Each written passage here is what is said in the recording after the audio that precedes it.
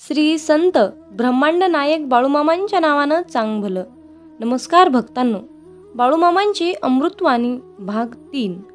आयुष्यात गरिबाला केलेले दान आणि सद्गुरू मामांचे घेतलेले नाम कधीही वाया जात नाही. जे असे कारण सृष्टीशी, जे अकारण लावेल भक्तीसी, बोलवी मनांच्या धम्मयुक्तीशी, असा अविनाशी मामा माझा. आयुष्यात कितीही संकटे आली तरीही मामांचा हात माझ्या डोक्यावर असावा आणि मृत्यूला जवळ करता नाही माझा देह माऊलींच्या मांडीवर असावा. जीवनात प्राण गेला तरीही चालेल, पण दुसऱ्या जीवाची हिंसा करू नये. कोणी नाव ठेविले म्हणूनही थांबायचं नसतं, आपण आपलं चांगलं काम करायचं असतं. तुझ्या अंतर्मनात आहे मी, तुला हारू देणार नाही.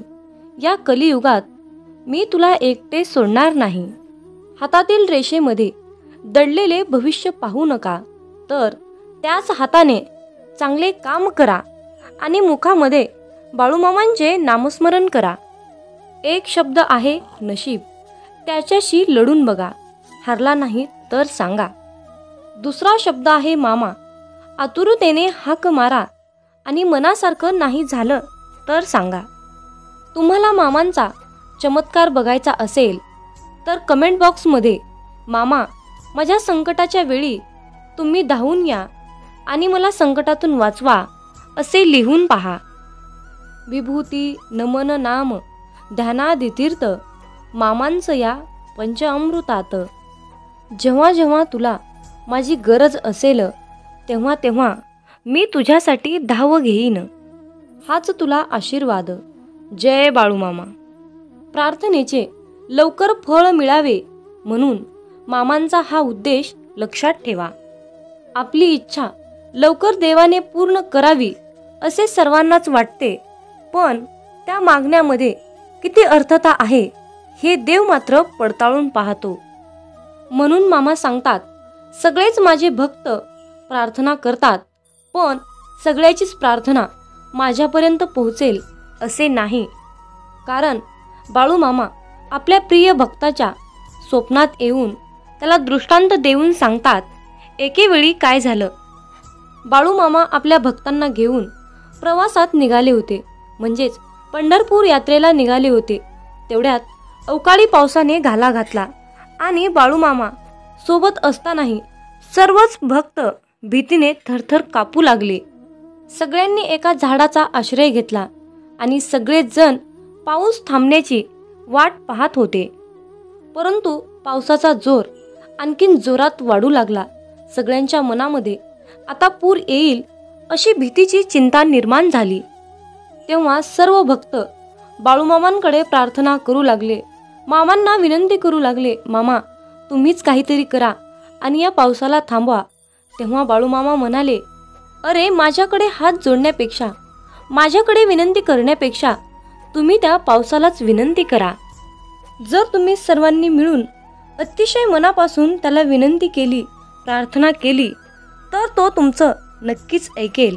कारण प्रार्थनेत शक्ती असते आणि त्यापेक्षाही सामूहिक प्रार्थना लवकर पावते.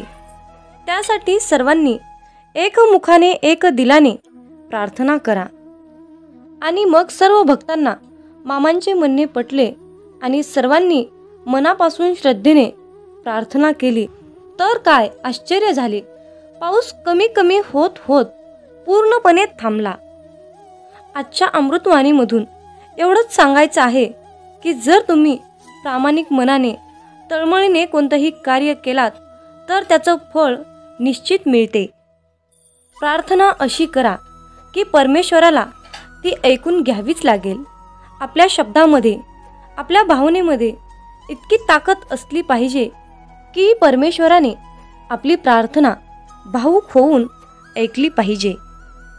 देवाकडे मागत असताना असे काहीतरी मागा की त्या मागण्यामध्ये आपले हित नसून सर्व सजीव सृष्टीचे, सर्व निसर्गाचे, सर्व मानवी जीवनाचे कल्याण व्हावे. पण जर का तुमच्या मनामध्ये असे विचार येत असतील की माझं चांगलं व्हावं आणि दुसऱ्यांचं वाईट व्हावं, असं असेल तर तुमची इच्छा कधीच पूर्ण होणार नाही आणि बाळूमामांची कृपा तुमच्यावर होणार नाही. बाळूमामा सर्वांचं कल्याण करतील, त्यामुळे आपणही समतेने, ममतेने, आपुलकीने सर्वांचाच विचार करायला हवा. मामा सांगतात, कधीकधी आयुष्यात खूप दुःख, यातना सहन कराव्या लागतात. असं वाटतं की खरंच देव आहे का? इथपर्यंत शंका येतात. पण खरं तर हीच वेळ आपल्या परीक्षेची असते. विश्वास ठेवा. खरं तर इथूनच मामांची लीला सुरू होते. इथूनच मामांचा खेळ सुरू होतो. फक्त विश्वास तुटू देऊ नका. आई बाळाला हवेत भिरकावते, तेव्हा ते बाळ काही क्षण हवेतच असतं. पण त्या बाळाला पूर्णपणे विश्वास असतो की हे जे कोणी आहे ते मला पडू देणार नाही. असाच विश्वास मामांवर हवा. कधी कधी असं वाटतं की माझं कसं होईल, मला हे शक्य होईल का, माझी ही इच्छा पूर्ण होईल का? पण तुम्ही लक्षात ठेवा की तुम्ही तुमच्या बुद्धीच्या कुवतीवर शक्य आणि अशक्य ठरवता. मामांना या जगात अशक्य असे काहीच नाही. म्हणून म्हणतात, अशक्य हे शक्य करतील मामा.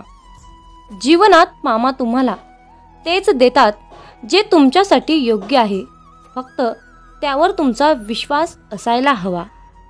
नमस्कार मित्रांनो, प्रत्येकाचे घर प्रत्येकाच्या मनासारखे असायला हवे आहे असे प्रत्येकाला वाटत असते.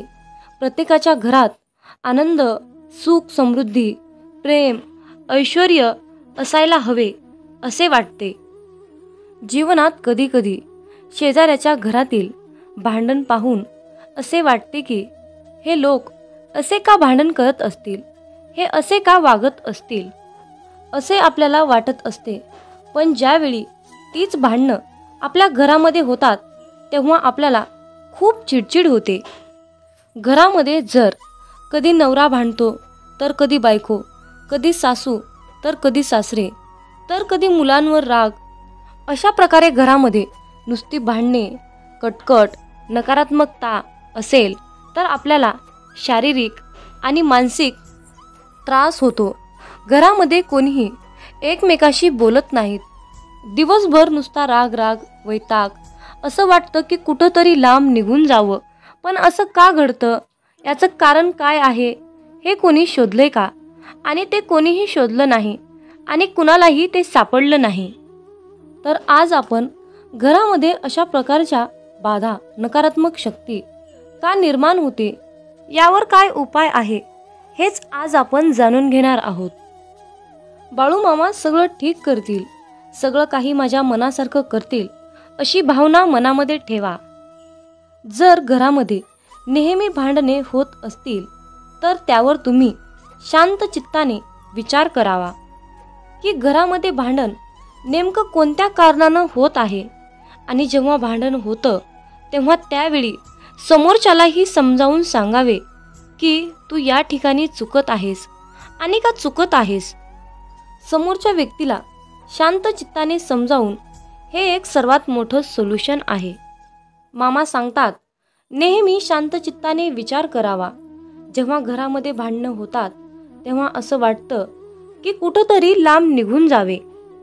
तर तसं करू नका, कारण घरातील वाद, भांडणे हे कधीकधी वास्तुदोषामुळे होत असतात. तर यावर काही तोडगे आहेत, तर ते आज मी तुम्हाला सांगणार आहे. चला तर मग, घरामध्ये नेहमी वाद होत असतील तर यावर कोणते तोडगे करायला हवेत. पहिला तोडगा, जर घरामध्ये नेहमी भांडण, कटकट, नकारात्मकता असेल तर तुम्ही घरामध्ये रात्रीच्या वेळी देवाला धूप, दीप, दिवा, अगरबत्ती लावल्यानंतर घंटा वाजवावी. देवाच्या समोर अगदी 2 ते 3 मिनिट बसून घंटा वाजवायची आहे. असे केल्याने घरातील सर्व वाईट शक्तीचा नाश होईल. नंबर 2, दररोज सकाळी देवपूजा करण्याच्या अगोदर घरामध्ये सर्वत्र गंगाजल शिंपडावे. असे केल्याने घरातील नकारात्मकता, वास्तुदोष दूर होऊन घरामध्ये सुख, समृद्धी, माता लक्ष्मी, शांतता, ऐश्वर्य, धनप्राप्तीचा लाभ होईल. नंबर 3, घरामध्ये प्रसन्न वाटणारे असे देवी देवतांचे फोटो लावावे. आता तुम्ही म्हणाल की भांडणांचा आणि देवी देवतांच्या फोटोचा काय संबंध आहे? पण तुमच्या घरामध्ये देवी देवतांचे फोटो एकमेकाकडे मुख करून असतील तर गुरुकलह होतो. तसेच जर घरामध्ये महाभारत युद्धाचे फोटो असतील तर घरामध्ये नकारात्मक शक्ती, भांडणे होण्याची दाट शक्यता असते. म्हणून घरामध्ये अशा प्रकारची फोटो लावू नये. तसेच घरामध्ये कोल्हा, कुत्रा, चित्ता, सिंह अशा प्रकारच्या प्राण्यांची फोटो लावू नयेत. त्याविरुद्ध तुम्ही घरामध्ये फुलांचे, निसर्गांचे, देवी देवतांचे मन प्रसन्न करणारे असे फोटो लावावेत. घरातील बेडरूममध्ये राधाकृष्णांचा फोटो लावावा. राधाकृष्णांची जोडी आपल्या सर्वांना तर माहीतच आहे.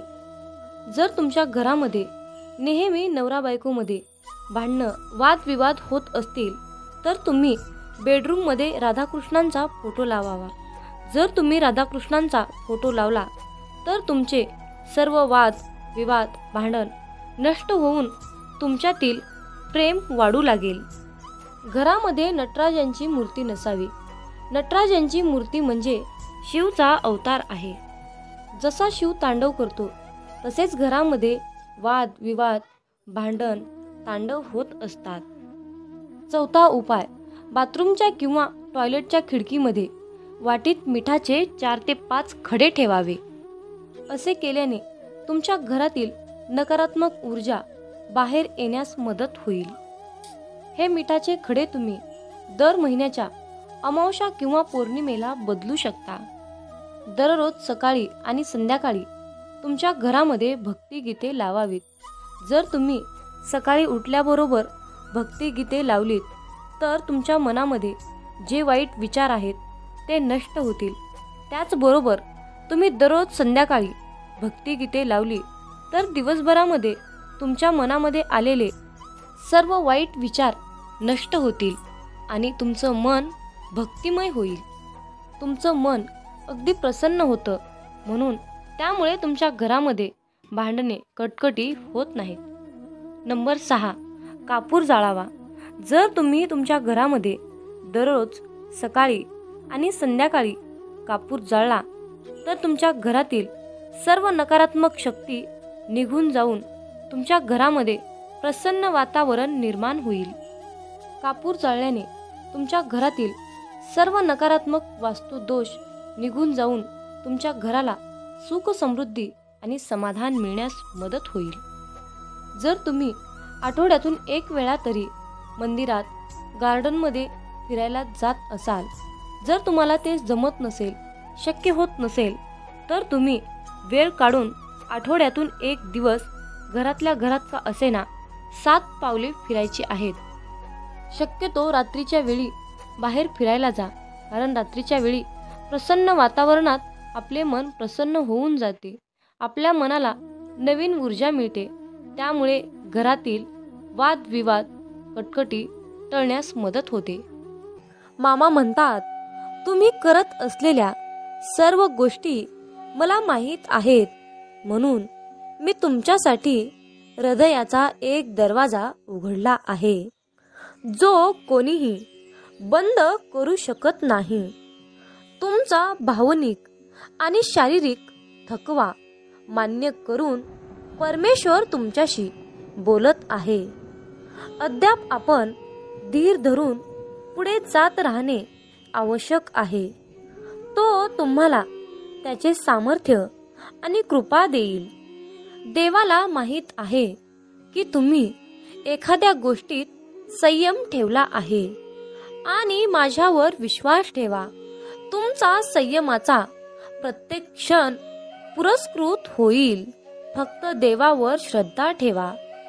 मामा सांगतात, तुमच्या स्वप्नांच्या दिशेने आत्मविश्वासाने पुढे जा आणि तुम्ही ज्या आयुष्याची कल्पना केली आहे तेच आयुष्य जगा. आयुष्य बदलण्यासाठी वेळ सर्वांना मिळतो, पण वेळ बदलण्यासाठी आयुष्य पुन्हा मिळत नाही.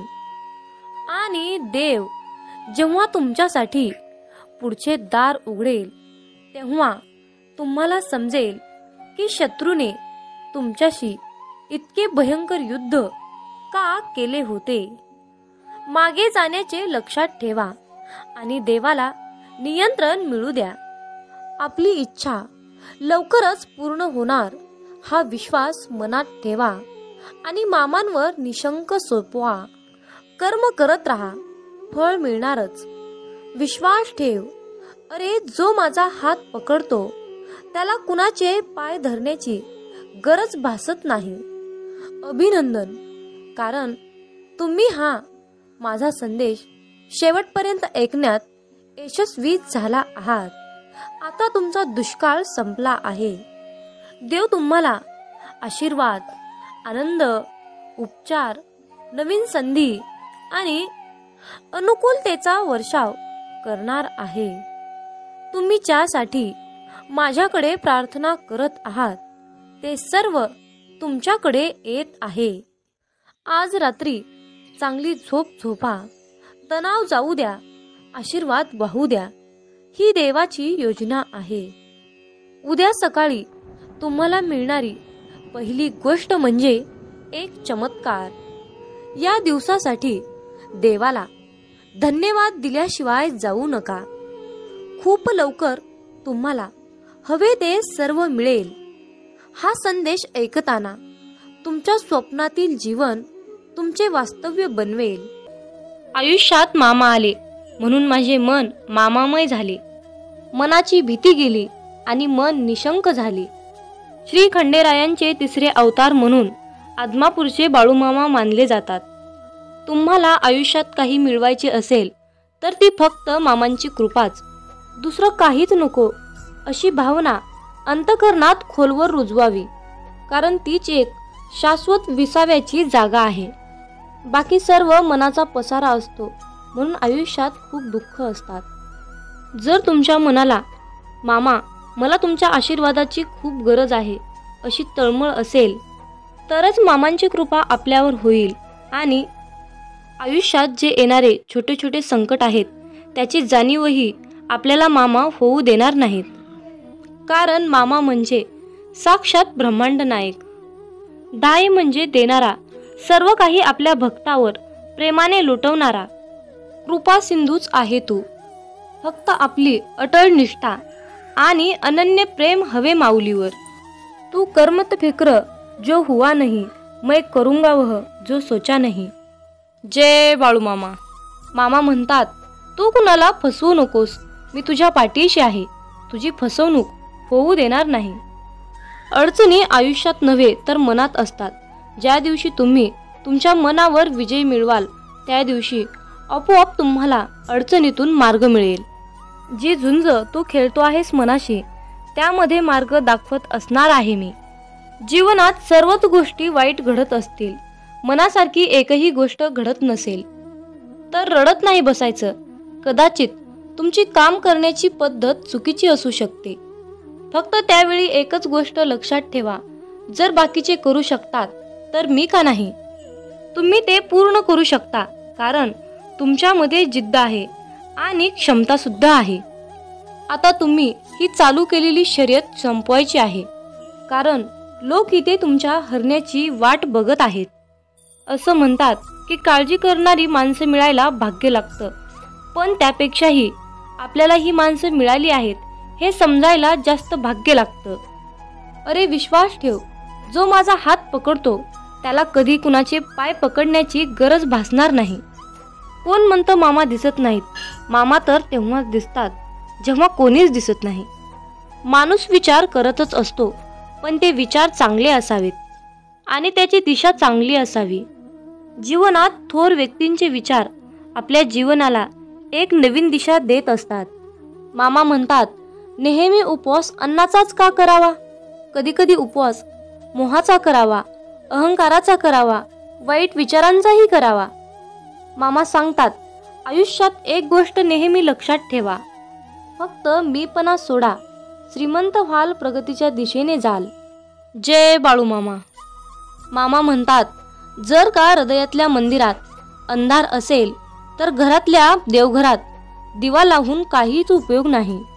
जर का तुम्ही बाळूमामांच्या या बोलण्यावर सहमत असाल तर बाळूमामांच्या नावानं चांग भलं टाईप करा आणि तुम्हाला शक्य तितके बाळूमामांचे अमृतवाणी व्हिडिओ शेअर करायला विसरू नका. जर का तुम्ही मामांची अमृतवाणी शेअर कराल तर तुमच्या हातून पुण्याचे काम घडून येईल आणि तुम्ही पुण्याचे भागीदार ठराल. मामा म्हणतात, अरे माझे नाव तुझ्या ओठाशी आहे तर तू घाबरतो कशाला? मी सदैव तुझ्या पाठीशी आहे. तुम्ही माझे नाम घेता म्हणून मी तुमच्या मागे पुढे चालतो. नामानेच मन अंतःकरणात प्रवेश करून स्थिर होते. नामाने काळजी वाटणे नाहीसे होते. मग तळमळही आपोआप जाते. मृत्यूनंतर जे जे काही काढून घेतले जाईल तो संसार असेल आणि मृत्यूनंतर जे तुमच्या सोबत येईल ते तुमचे कर्म असेल आणि मी तुमच्या सोबत असेन. अरे तू मला बोलवण्याच्या आधी मी तुझ्याकडे धावून येईल. फक्त माझ्यावर विश्वास ठेव. काळजी करू नकोस. आयुष्य खूप सुंदर आहे. फक्त बघण्याचा दृष्टिकोन बदल. आपली नियत कितीही चांगली असू द्या, ही दुनिया आपल्या दिखाव्यावरून आपली किंमत ठरवत असते. आणि आपला दिखावा कितीही चांगला असू द्या, परमेश्वर आपली नियत समजून आपल्याला फळ देत असतो. आता तुम्हीच ठरवा की आपल्याला नियत चांगली ठेवली पाहिजे की दिखावा. कमेंट करून तुमची सहमती नक्की दर्शवा. माझ्या बाळा, तू दुःखी होऊ नकोस. एक दिवस असा लवकरच येईल की ज्याने तुम्हाला त्रास दिला तेच लोक तुमचा ध्यास घेतील. जे तुमच्याबद्दल कडवे बोलले होते तेच तुमचे गोडवे गातील. जे तुमची निंदा करत होते तेच तुमची स्तुती करतील. नेहमी चांगलेच होणार हा विचार मनात धरून चला. बाकीचे परमेश्वर पाहून घेईल. हा विश्वास मनात असला की येणारा प्रत्येक क्षण आनंदाचा, आत्मविश्वासाचा आणि सकारात्मकतेचा असेल. मामा म्हणतात, जो इतरांना संपवण्याची तयारी करतो तो व्यक्ती स्वतःला वाचवण्यात कमी पडतो आणि जो दुसऱ्यांना वाचवण्याचा प्रामाणिक प्रयत्न करतो तो स्वतः कधीच संपत नाही. ही नियती आहे. माणसाला दुसऱ्याची वाट लावता लावता स्वतःची वाट कधी लागते हे कळत सुद्धा नाही. म्हणून दुसऱ्यांची वाट लावण्यापेक्षा स्वतः चांगल्या वाटेला लागा. कुणाची वाट लावण्यापेक्षा चांगली वाट दाखवण्याचे कार्य करा. माणसाचा दर्जा हा त्याची जात किंवा पैसा, धर्म यावरून ठरत नसते, तर तो त्याच्या विचारावरून ठरत असतो. धर्म कोणताही असो, फक्त कर्म चांगले ठेवा. शेवटी हिशोब हा कर्माचाच होतो, धर्माचा नाही. माझ्या बाळा, तुझी वृत्ती शुद्ध आणि उद्दिष्ट योग्य असेल तर तू घाबरू नकोस. कोणत्या ना कोणत्या रूपात मी तुला नक्कीच मदत करत राहील आणि सदैव तुझ्या सोबत राहील. एकदा एका मनुष्याने मामांना प्रश्न विचारला की तुम्हाला मनुष्याचं जास्त आश्चर्य का वाटतं? तुम्ही त्याच्या एवढं काळजीत का असतात? मामा हसत म्हणतात, अरे हा मनुष्य पैसा कमवण्यासाठी आरोग्य गमावतो व आरोग्य परत मिळवण्यासाठी तोच पैसा पुन्हा खर्च करतो. तो भविष्याच्या काळजीत वर्तमान गमावतो. त्यामुळे तो वर्तमानातही जगत नाही व भविष्यातही जगत नाही. तो असा जगतो की कधी तो मरणारच नाही आणि शेवटी असा मरतो की जगलाच नाही. प्रत्येकाच्या आयुष्यात काय लिहून ठेवले हे मामांशिवाय कोणाला माहीत नाही. म्हणून आयुष्याचा जास्त विचार न करता मामांनी दाखवलेल्या मार्गावर चालत राहा. आयुष्यात मामांची केलेली सेवा कधीच वाया जात नाही. प्रत्येक सेवेचे फळ मामा देतातच. काही वेळ उशीर होईल, बहुतेक मामा परीक्षा घेत असतात, पण सेवेचे फळ देतात हे मात्र निश्चित आहे. निस्वार्थपणे केलेली मामांची सेवा मामांना खूप प्रिय असते आणि तिथे आपल्याला काही मागण्याची गरजही नसते. मामा स्वतःहून आपल्याला भरभरून सर्व काही देत असतात. तुम्हाला जीवनात चमत्कार हवा असेल तर मामांना तळतळीने हाक मारा. इतक्या तळमळीने मामांचे नाम घ्या की डोळ्यातून भक्ती आणि अश्रू आले पाहिजेत. तुमची तळमळ मामांपर्यंत नक्कीच पोहोचेल आणि तुमच्या जीवनात चमत्कार घडेल. तुमच्याही मनात असा प्रश्न येतो का, आपण प्रत्येकाचं मन जपत राहायचं, याला काय वाटेल त्याला काय वाटेल, दुसऱ्याच्या सुखात आनंदाचा विचार करायचं. मग आपल्या मनाचं काय, आपल्या मनाचा कुणीच विचार करणार नाही का? अशा वेळी फक्त मामांचा चेहरा डोळ्यासमोर येतो. कुणीतरी आहे आपला विचार करणारा, ज्याला आपलं दुःख, संकट, त्रास दिसतात. अशा परिस्थितीत तुमच्याही डोळ्यासमोर मामांचा गंभीरपणे चेहरा येतो का? येत असेल तर कमेंट करून नक्की कळवा. मला तुमची उत्तरे ऐकायला नक्कीच आवडेल. मामा म्हणतात, हरकत नाही, तुम्ही किती वाईट वेळेतून पुढे गेले आहात. तुम्ही किती दुःखांना, किती संकटांना तोंड दिले आहे हे मला माहीत आहे. तुम्ही एकट्यात बसून किती वेळा रडला आहात हेही मला माहीत आहे. अरे बाळा, माझ्यावर विश्वास ठेव. तुझी परिस्थिती नक्कीच बदलेल. तुझ्या आयुष्यात सुख, समृद्धी, ऐश्वर्य, आनंद लवकरच येईल आणि तुझ्या मनाला मानसिक समाधान मिळेल. मामा म्हणतात, अरे माझ्या बाळा, नको होऊ उदास, मी आहेच तुझ्या आसपास. डोळे बंद करून कर आठवण, बघ आहे मी तुझा विश्वास. मामा म्हणतात, थोडंसं व्यावहारिक राहायला शिका, कारण आपल्या भावनांचा खून करून काही लोक असुरी मजा लुटतात. समुद्र हा सर्वांसाठी सारखाच असतो, पण त्यातून काही लोक मासे घेतात तर काही लोक त्यातून मोती घेतात, तर काही जण त्यात आपले पाय ओले करतात. मामा म्हणतात, हे विश्व सर्वांसाठी सारखेच आहे, पण तुम्ही त्यातून काय घेता हे मात्र वेगवेगळं आणि महत्त्वाचं आहे. जिथे सर्व आशा संपतात, नशीब साथ सोडते, सर्व रस्ते बंद होतात आणि सर्वत्रच अंधारच अंधार दिसू लागतो, तेव्हा त्यावेळी मामांचा खेळ सुरू होतो. मामांचा दरबार सुरू होतो. मामांची अद्भुत लीला सुरू होते. म्हणून मामा नेहमी आपल्या भक्ताला सांगतात, माझ्या बाळा, तू भिवू नकोस, मी सदैव सावलीसारखा तुझ्या पाठीशी उभा आहे. तुमचा बाळूमामांच्या या शक्तीवर विश्वास असल्यास आत्ताच आपला हा संदेश शेअर करा आणि आपल्या चॅनलला सबस्क्राईब करून कमेंट बॉक्समध्ये मेंढी माऊली, मी तुझं बाळ आहे आणि माझा पूर्णपणे तुझ्यावर विश्वास आहे असे टाईप करा. भाग्यवंत ठराल. मामा म्हणतात, स्वतःच्या कर्मावर आणि प्रामाणिकपणावर इतका विश्वास ठेवा की योग्य वेळ आल्यानंतर मी तुम्हाला इतकं काही देईन की मागायलाही काही उरणार नाही. पहाटे उठावे आणि बाळूमामांची मूर्ती डोळ्यासमोर आणून प्रार्थना करावी. हे परमेश्वरा, तुझे जिथे विस्मरण होते तिथे मला जागृत करीत जावे. नाही मला आता तुझ्याशिवाय कुणाचा आसरा असे म्हणून मनपूर्वक नमस्कार करावा.